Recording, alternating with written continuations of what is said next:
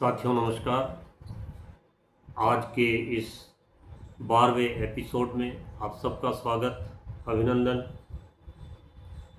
हम पूर्व के एपिसोड में चर्चा कर चुके हैं गर्ग ब्राह्मणों की उत्पत्ति के संबंध में, विप्रश्रेष्ठ महर्षि गर्ग की उत्पत्ति के संबंध में, गर्ग ब्राह्मणों में 84 गोत्रें पाई जाती है, उन गोत्रों के उद्भव के संबंध में आज मैं चर्चा करना चाहूँगा। वायु पुराण में भी एक उद्धरण आया है। वायु पुराण आज से 350 ईस्वी में लिखी गई, 350 ईस्वी में, अभी चल रहा है 2021। आप इस की प्राचीनता को अनुभव कर सकते हैं। वायु पुराण बताया जाता है कि वेदव्यास जी ने लिखी, जब बाद में और कुछ जुड़ते गए, परंतु इसकी समय की जो प्रामाणिकता है और इस वायु पुराण कृति की जो प्रामाणिकता है सिद्ध होती है 7वीं शताब्दी के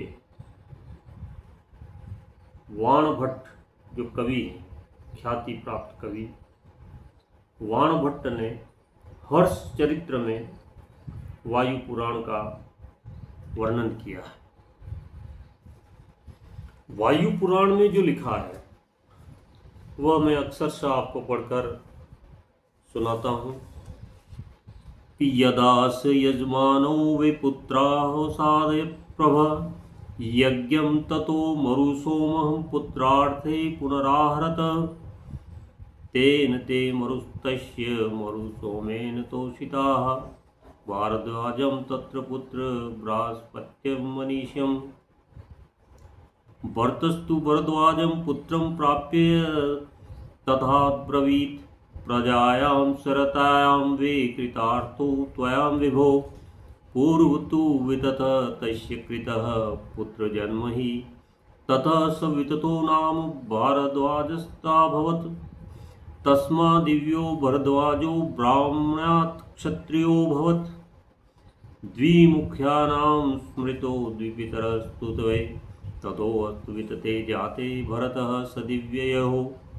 विततस्तु दायादो भूमन्युर्भुवः महाभूतोपमाश्चा संचलो भूमन्युजाः वृक्षत्रो महावीर्यो नरो गार्गस्य वीर्यवान् नरस्य संकृति पुत्रस्तपुत्रो महाजनो गुरुवीर्यस्त्रिदेवस्य सांकृतयो वरो स्मृतो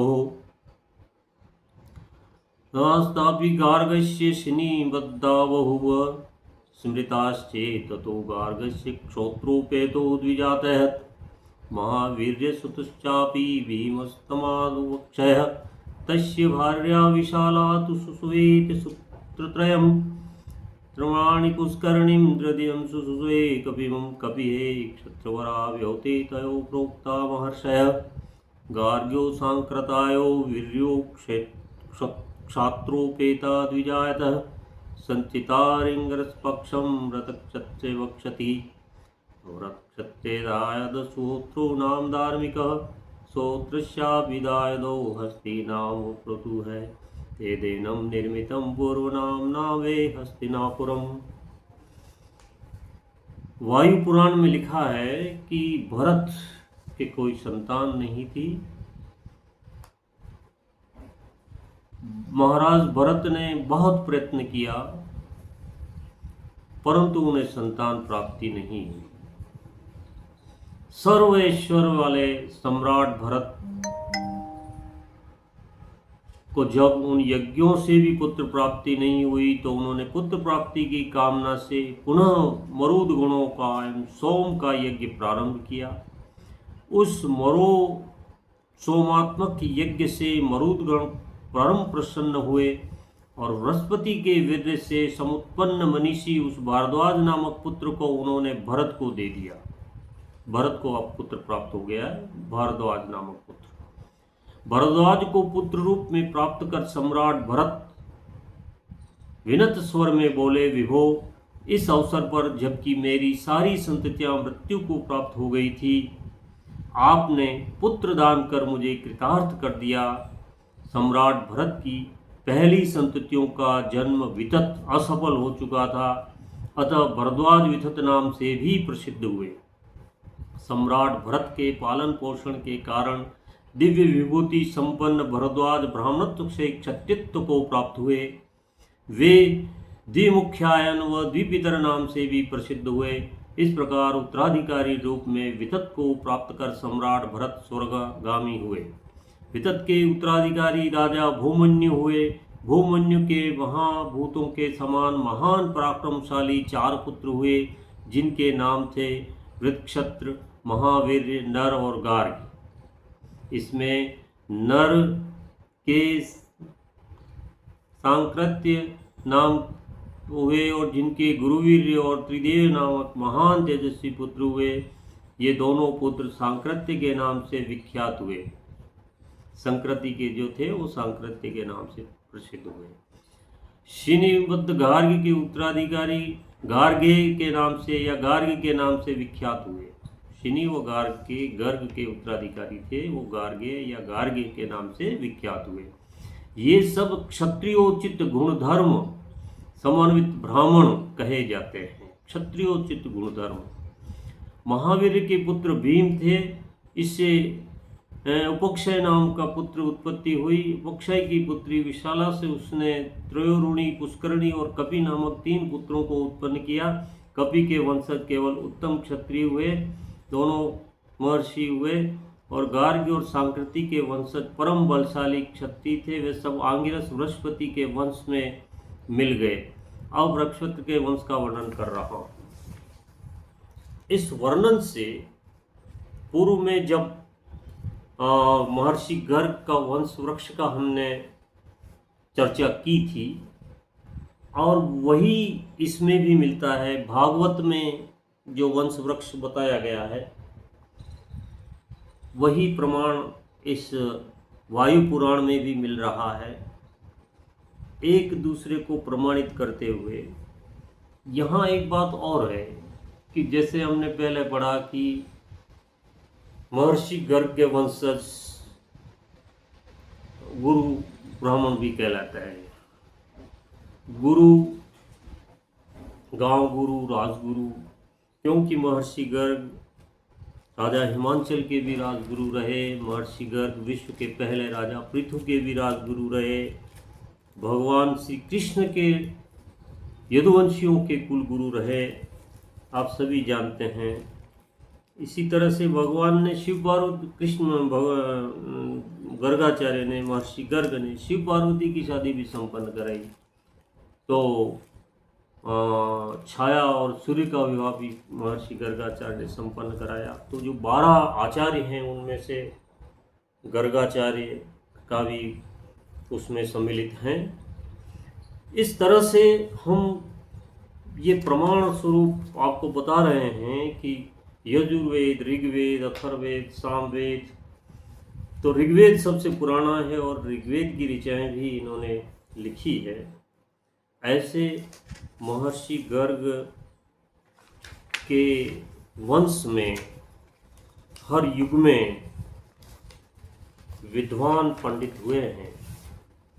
और एक मैं उदाहरण देना चाहूँगा, यह भी एक बहुत पुराना इतिहास है कि वर्धमान महावीर खुला विश्वविद्यालय कोटा, वर्धमान महावीर खुला विश्वविद्यालय ओपन यूनिवर्सिटी कोटा में भारत का इतिहास प्रारंभ से 1200 ईस्वी तक का दिया गया है। इसके पृष्ठ 263 पर जब मैं राजस्थान में साहित्य सृजन की बात करता हूँ, तो देखिए लिखा है कि साहित्य सृजन समाज एवं संस्कृति की गौरव, गरिमा एवं उच्चता को प्रदर्शित करता है। राजस्थान इस दृष्टि से प्राचीन काल से ही समृद्ध रहा है। संस्कृत, प्राकृत, अपभ्रंश एवं पाश्चात्यवर्ती विकसित स्थानीय बोलियों से उन्नत साहित्य की रचना होती है। राजस्थान के विद्वत वर्ग की प्रमुख भाषा संस्कृत अत्यंत समृद्ध रही है। यहाँ शिलालेखों, ताम्रलेखों व साहित्यिक ग्रंथों के रूप में संस्कृत की रचनाएं प्राप्त है। नगरी और घोसुंडी अभिलेख 200 ईस्वी पूर्व, अपराजित लेख 661 ईस्वी रचना की दृष्टि से अद्वितीय हैं। अपराजित लेख में दामोदर, ब्रह्मचारी, यशोभट्ट, वत्स, अजित आदि प्रशस्तिकारों एवं कवियों का उल्लेख मिलता है। अल्लंट शिलालेख, अल्लंट शिलालेख 923 ईस्वी में लिखा है, जिसमें ऋषि प्रमाता गुहिसा, गर्ग, रुद्रादित्य, वामदेव, वेलु, पालु आदि प्रकांड पंडितों का उल्लेख मिलता है। ये 923 ईस्वी में गर्ग का उल्लेख मिल रहा है। अब ये भारत के पश्चिम में देखिए, विष्णु पुराण में लिखा गया है कि गर्ग ब्राह्मण पश्चिम में पलायन कर गए। निश्चित रूप से सही बात लिखी है। हम पश्चिम में चले आए। हमारे पुरखे बताते हैं कि हम मथुरा वृंदावन से आए, तो उत्तर भारत से हम पश्चिम की तरफ पलायन कर गए। ये सारी बातें प्रमाण हमारे को इनमें वायु पुराण में भी और शिलालेखों में भी और कई ताम्रपत्रों में भी देखने को मिलता है। ऐसे महान कुल में जन्म लेना गर्व की बात है। मुझे गर्व है कि मैं भी इसी विप्र श्रेष्ठ महर्षि गर्ग के वंश में जन्मा हूँ और उनके समान, उनके व्यक्तित्व और कृतित्व को जब हम पढ़ते हैं वेदों में, पुराणों में, संहिताओं में, तब आत्मगौरव होता है, अच्छा लगता है। हम भी उनके जैसा कुछ बनने का प्रयास करें, इंस्पायर होते हैं, हमें उनसे ऊर्जा मिलती है। आप भी उनसे ऊर्जा प्राप्त करें, उनके समान थोड़ा बहुत करने का प्रयास करें। वैसे तो आज भी जहाँ पर भी गर्ग ब्राह्मण हैं, ज्योतिष और कर्मकांड में महारत रखते हैं, वह आज तक अपनी परंपराओं को, अपनी संस्कृति को सजाए हुए हैं। आज यहीं तक, आगे और बहुत कुछ। तब तक के लिए बहुत बहुत धन्यवाद। जय श्री कृष्ण, जय गर्गाचार्य, जय परशुराम।